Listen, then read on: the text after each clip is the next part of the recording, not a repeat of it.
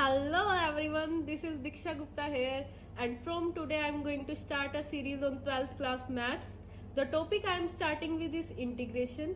In today's class we will study about what is indefinite integral, what are the fundamental formulas of integration, and do some basic examples. So without any further delay, let's start the topic. So student, सबसे पहले हम अब देखते हैं कि integral actual में होता क्या है। तो इंटीग्रल के लिए हम दो और टर्म्स का यूज़ करते हैं। पहली है प्रीमिटिव और दूसरा है anti derivative. Now why we are using this term anti derivative? Derivative से कुछ मिलता जुलता है ना, anti derivative. This is because integral is nothing but the reverse process of derivative. So we can see this by use of an example. Let's take an example fx equal to x square. fx equal to x square ले रहे हैं तो इसका derivative हमारे पास क्या आएगा, 2x। तो derivative value of x square is if 2x, then the integral value of 2x will be x square. अगर एक्स स्क्र का डेरिवेटिव आपके पास 2x आ रहा है तो 2x का इंटीग्रल आपके पास एक्स स्क्र आएगा। So in this way integration and derivative are reverse process of each other. अब हम इसके लिए एक और एग्जाम्पल ले सकते हैं। हमने f x equal to sine x लिया, ठीक है। तो अब हम जब साइन एक्स का डेरिवेटिव निकालते हैं तो हमारे पास वो क्या आएगा, कोस एक्स आएगा। So derivative value of sine x is if cos x, then the integral value of cos x will be sine x, ठीक है। सिंपल सा है। अब हम इसकी डेफिनेशन जो आपकी बुक्स में होती है और आपको बिल्कुल समझ में नहीं आती, उसे समझते हैं। वो क्या कहती है? वो कहती है कि a function phi x is called an integral of fx if phi dash x equal to fx। अब इसे हम ऊपर एग्जाम्पल जो हमने अभी दो एग्जाम्पल किए हैं इसी के थ्रू समझते हैं। देखो वो कह रहा है कि फाई एक्स आपके पास है, उसको हम इंटीग्रल ऑफ एफ एक्स तब बोलेंगे जब phi dash x equal to f x आ जाएगा। मतलब कि एक्स स्क्र को हम 2x की इंटीग्रल वैल्यू तब बोलेंगे जब एक्स स्क्र का जब हम डेरिवेटिव कर रहे हैं तो वो 2x के इक्वल आ जाए, जो कि है, ठीक है। तो इस तरह से हमारे पास इंटीग्रल डिफाइन होता है। उसके बाद हमारे पास आता है टाइप्स ऑफ इंटीग्रल्स। हमारे पास बेसिकली 2 टाइप्स ऑफ इंटीग्रल होते हैं। फर्स्ट होता है हमारे पास इंडेफिनाइट इंटीग्रल एंड सेकंड हमारा होता है डेफिनाइट इंटीग्रल। डेफिनाइट इंटीग्रल के बारे में हम आगे बढ़ेंगे, बट अभी हम इंडेफिनाइट इंटीग्रल के ऊपर बात करते हैं। जो बट यहाँ पे मैं आपको थोड़ा सा फिर भी हिंट दे देती हूँ कि दोनों में क्या डिफरेंस रहता है। जो इंडेफिनाइट इंटीग्रल होता है उसकी रिप्रेजेंटेशन कुछ इस तरह से होती है। ये हमारे पास इंटीग्रल साइन होता है। जैसे कि आप डेरिवेटिव को कैसे रिप्रेजेंट करते हो, डी बाई डी एक्स से करते हो, उसी तरह से हमारे पास इंटीग्रेशन को की रिप्रेजेंटेशन इस साइन से होती है। एफ एक्स जिस फंक्शन का हमें इंटीग्रल फाइंड आउट करना है, एंड देन डी एक्स, ठीक है। ये इंटीग्रेशन की हमारे पास रिप्रेजेंटेशन होती है। और उसके बाद आपके पास डेफिनाइट इंटीग्रल आता है। डेफिनाइट इंटीग्रल में क्या आ जाता है कि आपकी लिमिट्स गिवन होती है कि आपने x इक्वल टू ए से x इक्वल टू बी तक इसकी इंटीग्रल वैल्यू निकालनी है, फाइंड आउट करनी है, ठीक है। तो ये दोनों में डिफरेंस रहता है इंडेफिनाइट और डेफिनाइट इंटीग्रल में। अब एक और बात जो हम नोट करते हैं, हम एक एग्जाम्पल लेते हैं, उसकी हेल्प से एक चीज़ समझने की कोशिश करते हैं। हमने एग्जाम्पल लिया f x equal to x square plus 2, f x equal to x square plus 700 and f x equal to x square plus 2 lakh. अब जब मैं इन तीनों ही फंक्शन का डेरिवेटिव निकालती हूँ तो मेरे को क्या मिलता है? मैंने एफ डैश एक्स किया तब मेरे पास 2x आ गया। यहाँ पे हमने जब एक्स स्क्र प्लस 700 का डेरिवेटिव किया वो भी मेरे पास 2x आ गया। जब मैंने एक्स स्क्र प्लस 2 लाख का डेरिवेटिव किया तो भी मेरे पास 2x आ गया। So what we observe that the main thing which we observe from this point is that derivative of a function is always unique but integral of a function need not be unique। क्योंकि क्या हुआ यहाँ पे x square plus 2 किसकी integral value होगी? वो भी 2x की इंटीग्रल वैल्यू आ गई, और 2x की integral value x square plus 100 भी आ गई और एक्स स्क्र प्लस 2 लाख भी आ गई। इवन आप x square plus any constant लोगे, कोई भी कांस्टेंट ले लो, उसका 2x की ही इंटीग्रल वैल्यू होगा, ठीक है। तो यहाँ से हमें पता चलता है कि जो किसी फंक्शन की इंटीग्रल वैल्यू आती है वो कभी भी यूनिक नहीं आएगी। तो इसी चीज़ के कारण हम क्या करते हैं, इंडेफिनाइट इंटीग्रल हम जब भी डिफाइन करते हैं ना किसी भी फंक्शन का, तो उसके साथ हम प्लस में कोई कांस्टेंट सी लगा देते हैं इसी चीज़ के लिए, क्योंकि जो हमारा इनफाइनाइट इंटीग्रल आता है, जो हमारे पास इंटीग्रल की वैल्यू आती है वो कभी भी यूनिक नहीं आती। तो यहाँ पे जैसे हमने एफ एक्स डी एक्स किया इक्वल टू 5x प्लस सी लगा दिया, इस सी को हम क्या बोलते हैं, कांस्टेंट ऑफ इंटीग्रेशन बोला जाता है इसे, कांस्टेंट ऑफ इंटीग्रेशन। ठीक है, ये हमारे पास बेसिक कंसेप्ट है। बट डोंट वरी, जब आपने किसी फंक्शन का, अब आप कुछ फंक्शंस को लेके तो ये सोच सकते हो कि मान लो मुझे फाइंड आउट करना है कि एक्स स्क्वायर की इंटीग्रल वैल्यू क्या है, तो आप अपने दिमाग में सोचोगे, कोई ऐसा फंक्शन लेट करने की कोशिश करोगे जिसका मैं डेरिवेटिव करूं तो मेरे पास एक्स स्क्वायर आ जाए, है ना। तो मैं अगर एक्स क्यूब बाय 3 है मेरे पास, अगर मैं इसका डेरिवेटिव करती हूँ तो मेरे पास क्या आ जाता है, 3x स्क्वायर बाय 2 3, तो यहाँ से मेरे पास एक्स स्क्वायर आ गया। तो मुझे ये पता चल गया कि इंटीग्रल ऑफ एक्स स्क्वायर, तो मुझे ये पता चल गया कि integral of x square is nothing but x cube by 3। But अगर मैं आपसे ये पूछूं कि क्या ये हमेशा पॉसिबल है, क्या ये हमेशा पॉसिबल है, क्या आप हमेशा आपको जो भी फंक्शन मिलेगा, I will give you any random function and you will think कि हाँ इसका डेरिवेटिव करूँ then I will get the function, so this will be the integral value of this function. No, this is not possible. So we have some fundamental formulas for integration, और you can say हमारे पास बहुत सारे methods होते हैं integration find out करने के। तो हम अब वन बाय वन उन सबको डिस्कस करेंगे। ठीक है, तो अब हम कुछ फंडामेंटल फार्मूलाज के ऊपर डिस्कशन करते हैं जो इंटीग्रेशन के होते हैं।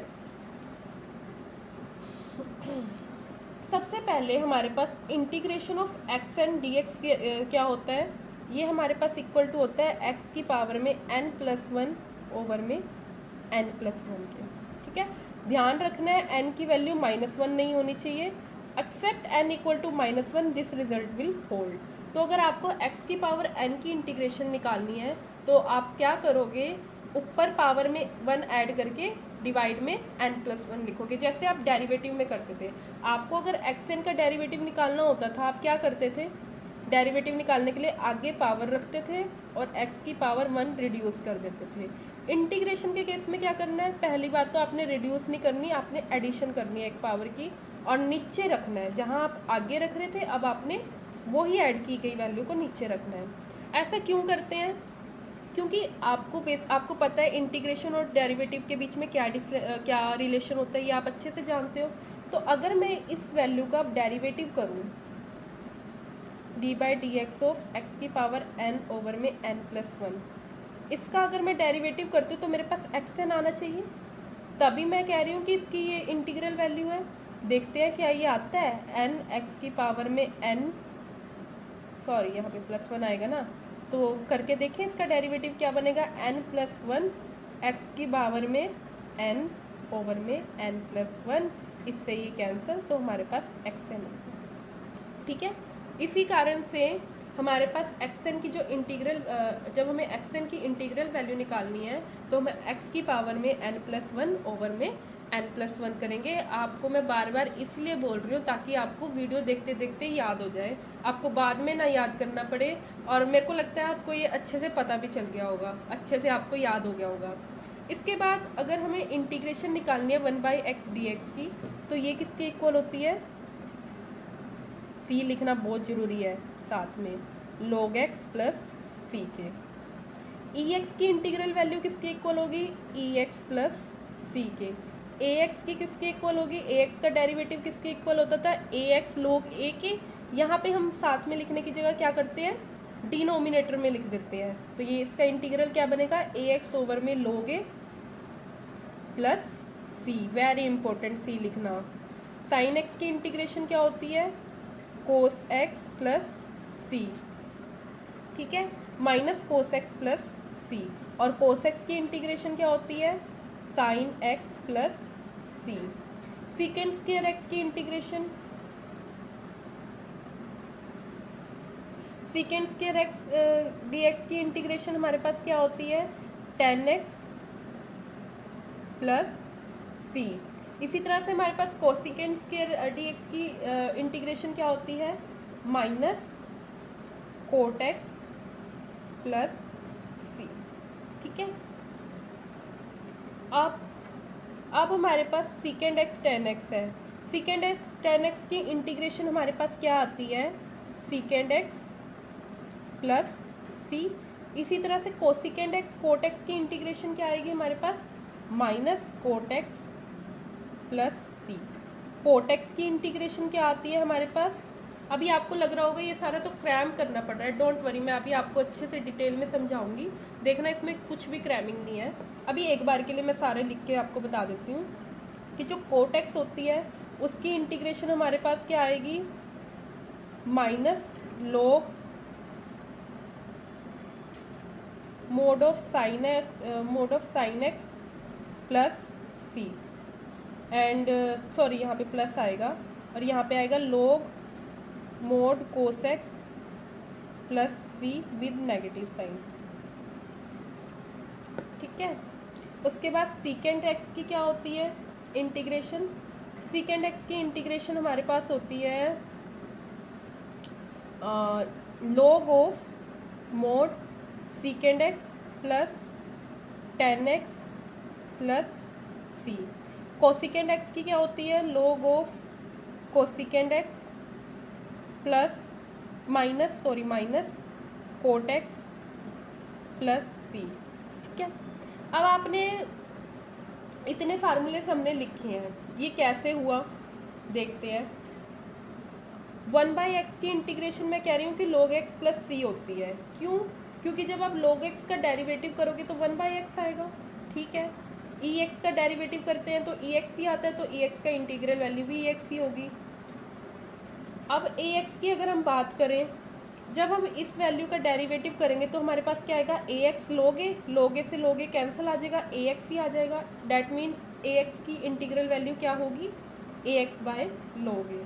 ठीक है, अब साइन की बात करें, साइन का डेरिवेटिव क्या होता है हमारे पास, कोस, तो कोस की इंटीग्रल वैल्यू क्या होगी हमारे पास, साइन एक्स। ठीक है, अब कोस का डेरिवेटिव हमारे पास क्या आता है, माइनस साइन एक्स, तो माइनस साइन एक्स का इंटीग्रल वैल्यू क्या होगी, कोस, तो माइनस को हमने आगे पीछे कर लिया। ठीक है, इसके बाद हमारे पास सीकेंड स्क्वायर एक्स है। हमें पता है कि 10x की जो 10x का डेरिवेटिव होता है वो सीकेंड स्क्वायर एक्स होता है, तो सीकेंड स्क्वायर एक्स की इंटीग्रल वैल्यू क्या बनेगी, 10x। इस तरह से हमने किया है ये सारा। यहाँ पे आते हैं, जब हम कोट एक्स पे आते हैं, कोट एक्स को आप कैसे लिख सकते हो, आप कोट एक्स को लिख सकते हो इंटीग्रेशन ओवर में कोस एक्स ओवर में साइन एक्स डी एक्स। अब आप एक बार मुझे ये बताओ कि जब आप log ऑफ साइन एक्स का डेरिवेटिव करोगे आपको क्या मिलेगा, आपको मिलेगा 1 ओवर में साइन एक्स इंटू में कोस एक्स। बन गया ना ये, और ये सेम ही बन गया, तो इट मीन्स कि कोट एक्स की इंटीग्रल वैल्यू क्या होगी, log of sine x. Similarly 10 की क्या होगी, minus log of cos x, because 1 over में कोस एक्स इंटू में minus sine x, that will B 10x। और इसी तरह से हमारे पास ये सारे के सारे इंटीग्रल वैल्यूज आती हैं जो आपको याद होनी चाहिए। इसके बाद इंटीग्रल ऑफ 1 ओवर में A square minus x square किसके इक्वल होता है, साइन इनवर्स एक्स बाय ए प्लस सी कॉन्स्टेंट के। ठीक है, आप जब इसका डेरिवेटिव करते हो तो आपको ये मिलता है, इसलिए इसकी इंटीग्रल वैल्यू ये होगी। इसके बाद हमारे पास ये फंक्शन है -1 ओवर में अंडर रूट ए स्क्वायर माइनस एक्स स्क्वायर, इसकी इंटीग्रल वैल्यू हमारे पास क्या आती है, कोस इनवर्स एक्स बाय ए प्लस सी। इसकी क्या होगी, 1 ओवर में ए टेन इनवर्स एक्स बाय ए प्लस सी। इसकी इंटीग्रल वैल्यू क्या होगी, 1 by A cot inverse x bye A plus C. Now इस फंक्शन की क्या होगी, 1 by A सीकेंड inverse x bye A plus C. and for this function the value will be 1 by a cosecant square inverse x by a plus c. Okay, that's fine. अब मैं एक function का इसका discuss करते हैं. ठीक है, जब मैं इस फंक्शन का 1 by A tan inverse x bye A plus सी, इसका मैं जब डेरिवेटिव करती हूँ तो मुझे क्या मिलेगा. Let's see. इसका मैं जब डेरिवेटिव करूँगी तो मुझे मिलेगा 1 ओवर में 1 प्लस एक्स बाय ए का होल स्क्वायर इंटू में 1 by A. Any doubt? No doubt. That will be equal to 1 by A square over में A square plus x square. This will be cancel out by this and we will get 1 over में A square plus x square. ठीक है, तो इस value का derivative जब ये है तो इस फंक्शन की जो इंटीग्रल वैल्यू होगी वो ये होगी. That's so simple. तो ये था हमारा थोड़े से फार्मूलेज एंड आई होप आपको ये सब फार्मूले अच्छे से याद हो गए होंगे. So students, now we will do some basic examples. Our first example is we have to integrate x की पावर 4 dx. ओके, तो हमें पता, हम अभी स्टडी करके आ चुके हैं कि x की पावर n की अगर हमें इंटीग्रेशन फाइंड आउट करनी है वो कैसे आएगी. x की पावर में n+1 ओवर में n+1. सो यहाँ पे हमारे पास x की पावर 4 गिवन है, तो हम क्या करेंगे, x की पावर में 4+1 ओवर में 4+1 plus constant of integration. So this will become x की पावर में 5 ओवर में 5 plus c. And the other example is 1 over में root x. We have to find the integral value of 1 over में root x. Now we know that the value of root x is 1 over में x की power में 1/2. ठीक है, अब ये जो नीचे 1/2 है ये जब न्यूमरेटर में जाएगा तो ये -1/2 हो जाएगा. अब हम अगेन फार्मूला अप्लाई करेंगे, x की पावर में -1/2 प्लस 1 ओवर में -1/2 plus 1. Okay, so this will become x की पावर में 1/2 ओवर में 1/2 एंड अब ये जो नीचे 1/2 है ये न्यूमरेटर में चला जाएगा 2, तो ये बन जाएगा 2x की पावर में 1/2 प्लस c. ठीक है, now we will have a look on the properties of logarithmic function. Well, you are all supposed to know all these properties, but still we will discuss this property कि आपको कोई confusion ना रहे. So first property क्या है log function की कि log a base a की वैल्यू, log 1 बेस a की वैल्यू हमेशा 0 होती है. आप कोई भी बेस ले लो, log 1 हमेशा आपके पास 0 आएगा. ठीक है, और आपको पता ही है कि जब भी हम log फंक्शन की बात करते हैं जो हम बेस लेते हैं वो हमेशा पॉजिटिव होगा और 1 के इक्वल नहीं होगा. ठीक है, और इसके अलावा एक और चीज़ जो log फंक्शन में ज़रूरी होती है वो ये होता है कि जो log फंक्शन होता है वो हमेशा पॉजिटिव वैल्यूज़ के लिए डिफ़ाइन करता है, 0 के लिए डिफ़ाइन नहीं होता और नेगेटिव वैल्यूज़ के लिए डिफ़ाइन नहीं करता. ठीक है, इसके बाद सेकंड हमारे पास है कि log a बेस और जिस पे वैल्यू निकालनी है log की, अगर वो दोनों इक्वल हैं तो उस टाइम उसमें जो log a बेस a की वैल्यू है वो 1 होती है. ठीक है, इसके बाद नेक्स्ट प्रॉपर्टी है हमारे पास कि log xy base a equal to होता है log x base a plus log y base a के. मतलब अगर प्रोडक्ट में दे रखे हैं तो वो एडिशन में सेपरेट हो जाती हैं. ठीक है, और इसी तरह अगर हमारे पास क्वोशिएंट में दे रखा है x बाई वाई दे रखा है तो वो सब्ट्रैक्शन में सेपरेट हो जाएगा, log ax minus log base a of y. ठीक है, उसके बाद हमारे पास नेक्स्ट प्रॉपर्टी होती है कि log x की पावर n base a is equal to n times log a base a of x. तो इसका मतलब क्या है कि log वैल्यू में अगर x की पावर में n है तो वो n हमारी फंक्शन के आगे आ जाती है. ठीक है, और इससे नेक्स्ट प्रॉपर्टी हमारे पास है कि log a की पावर में n xm है, तो जो ये m है वो तो हम ऊपर पढ़ चुके हैं कि आगे मल्टीप्लिकेशन में आ जाएगा, बट जो ये इस a की पावर n है ना ये डिवीज़न में आ जाती है. ठीक है, इसके बाद हमारे पास नेक्स्ट प्रॉपर्टी है log की कि x log y base a इस इक्वल टू होता है वाई log x बेस ए के। क्या कहती है ये प्रॉपर्टी की एक्स वाई क्या होते हैं, इंटरचेंजेबल होते हैं, ये आपस में इंटरचेंज कर सकते हैं हम इसे, ठीक है। उससे नेक्स्ट प्रॉपर्टी हमारे पास है कि log a base b is equal to 1 over में log b बेस a, ठीक है। कि मतलब कि अगर आपको बेस की जगह a लाना है और a की जगह आपको बेस लिखना है तो वो रेसिप्रोकल हो जाएगा, ठीक है। नेक्स्ट प्रॉपर्टी हमारे पास है कि a log n base a की वैल्यू n आती है, ठीक है।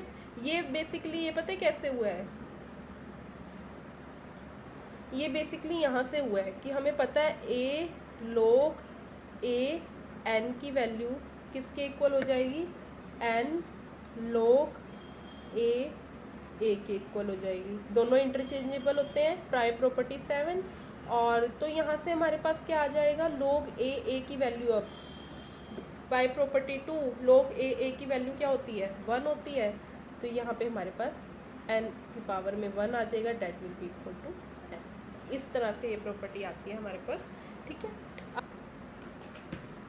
वो है हमें इंटीग्रेशन फाइंड आउट करनी है e 5 log ex minus e raise to power 4 log x base e over में e exponential e 3 log x e minus e 2 log x base e, ठीक है। तो इस फंक्शन की जब हमें इंटीग्रेशन फाइंड आउट करना है तो हम क्या करेंगे, सिमिलरली जैसे हमने ऊपर किया सिमिलर स्टेप्स चलेंगे। अब हमें पता है कि ये जो 5 है ये पावर पे चला जाएगा, तो यहाँ से हमारे पास आ जाएगा e log base e of x to the power 5 minus e log x to the power 4 over में e log x to the power cube minus e log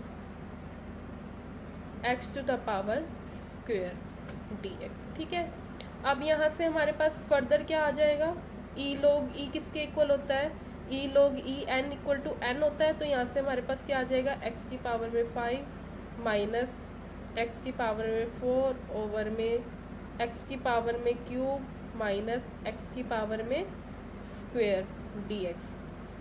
further हम यहाँ से क्या करेंगे, कौन सी पावर, x की पावर 4 कॉमन निकाल लेंगे। तो हमारे पास अंदर क्या बचेगा, x माइनस 1, नीचे x की पावर 2 बाहर निकाल लेंगे तो अंदर क्या बचेगा, x माइनस 1 dx। इससे ये कैंसिल आउट, स्क्वायर से ये जाएगा तो x स्क्वायर बचेगा। अब हमें पता है x स्क्वायर की इंटीग्रेशन क्या होती है, हमें पता है x स्क्वायर की इंटीग्रेशन क्या होती है, x की power 3 by 3 plus c, and that will be your answer, clear. अब हमारे पास नेक्स्ट क्वेश्चन है, हमें इंटीग्रेशन फाइंड आउट करनी है e raise to the power a log x base e की, ठीक है।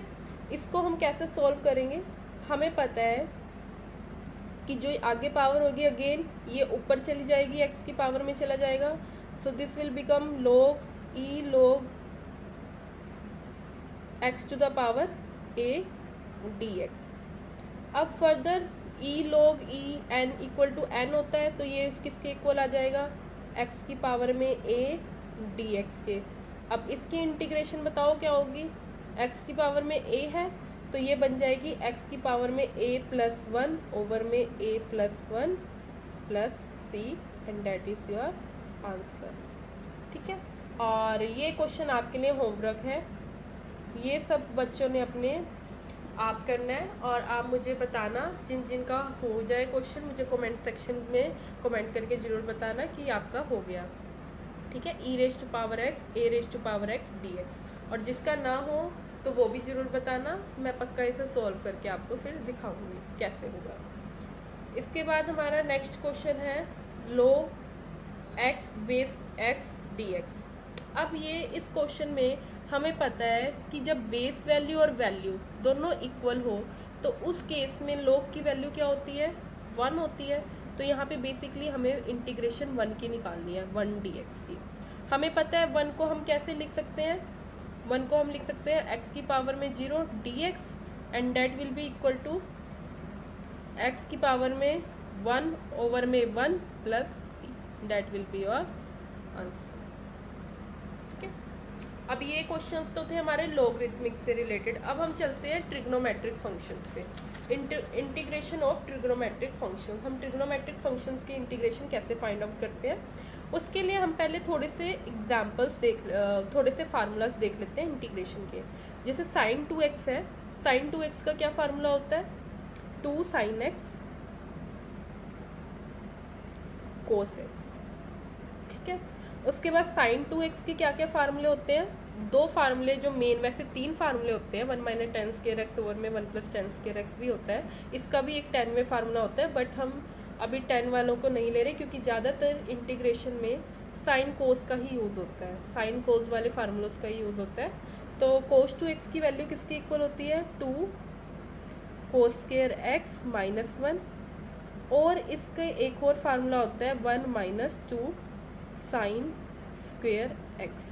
ठीक है, अब यहाँ से इम्प्लाई करता है, क्या इम्प्लाई करता है कि 2 cos स्क्वायर एक्स किसके इक्वल आ रहा है हमारे पास, 1 प्लस cos 2x के, और यहाँ से इम्प्लाई हो रहा है हमारे पास कि 2 साइन स्क्वायर एक्स किसके इक्वल आ रहा है, cos 2x माइनस 1 के,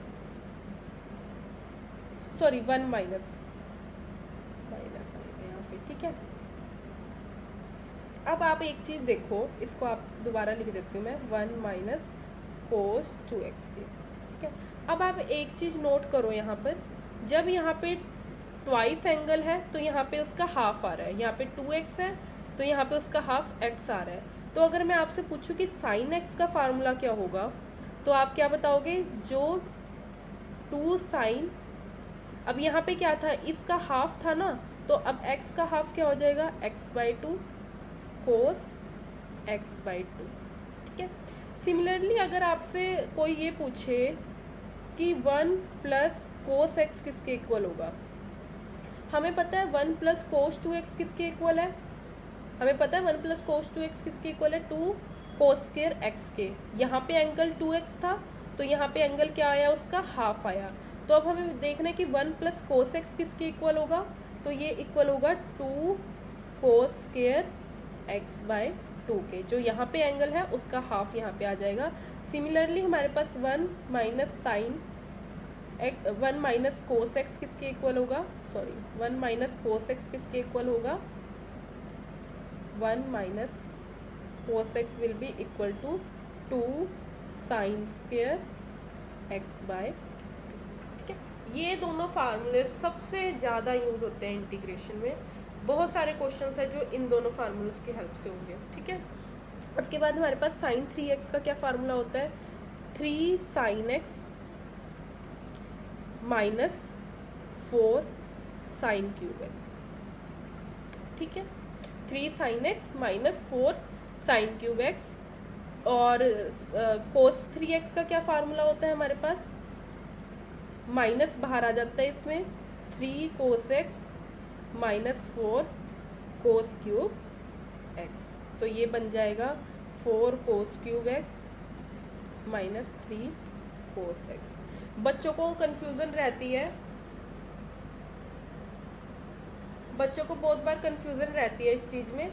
तो आपने क्या चीज़ ध्यान रखनी है, आपने ये ध्यान रखना है कि जैसे साइन का formula 3 sin x minus 4 sine cube x है, इसी को याद रखो, कोस में बस आगे माइनस लगा देना, साइन की जगह कोस आ जाएगा।